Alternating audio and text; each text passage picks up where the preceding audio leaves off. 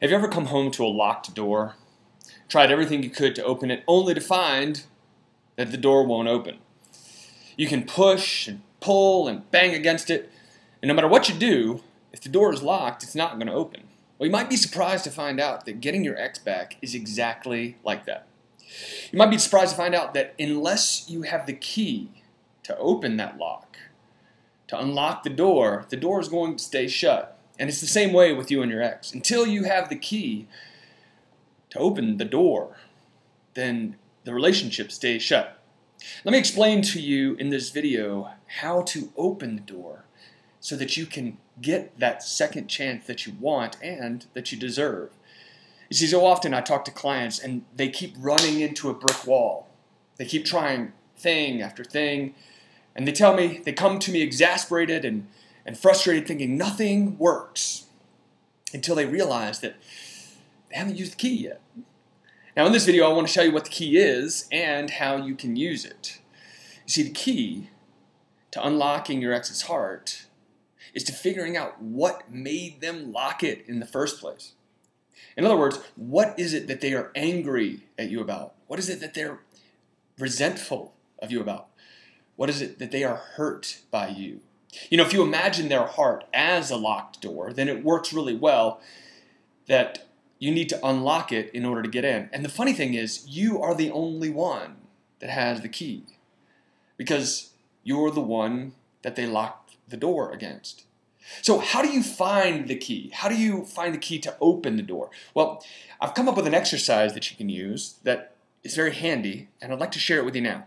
So grab a pen real quick so you can write this down and know exactly what to do.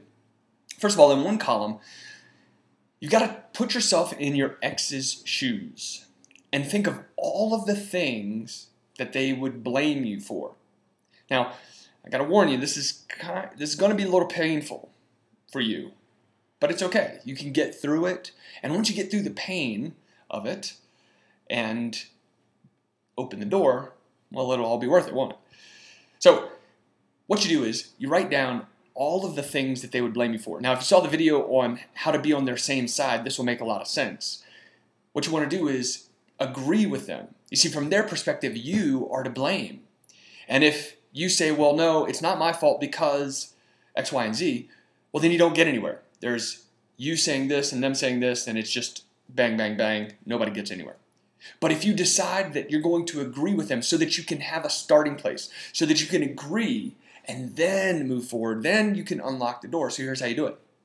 Write down all of the things that they would blame you for, how from their perspective they would feel legitimately hurt. Now, when you do that, in the next column, write down why this would hurt them. So if you were talking to another person of the opposite sex while you were dating, then you write down, talk to another person while we were dating, and then write down in the next column, they would feel betrayed. They would feel like a fool for trusting you. They would feel like you don't care about them. Now, you can see already how when you get to this level, everything makes so much sense. It makes so much sense why they would lock the door against you, because that's hurtful, and you can understand that. And you can go to them and say, man, you know what?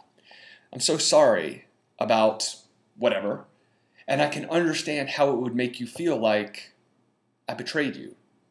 Now, it doesn't matter whether you meant to betray them. It doesn't matter whether that's what really happened. All that matters is you want to let them understand that you understand where they're coming from. When you do that, they don't have to be defensive. They can soften, and they can unlock the door.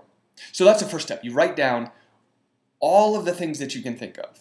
And this is easy to do. Just think back to when you were arguing. What were the things that were the biggest points of argument? When you broke up, why did they say they wanted to break up? And write those down, as many as you can think of. And then write down why that would hurt them. And then, after doing this, the next step is to ask yourself this one question. In light of these things, what can I say or do to make them feel loved again? Now, there's something about this.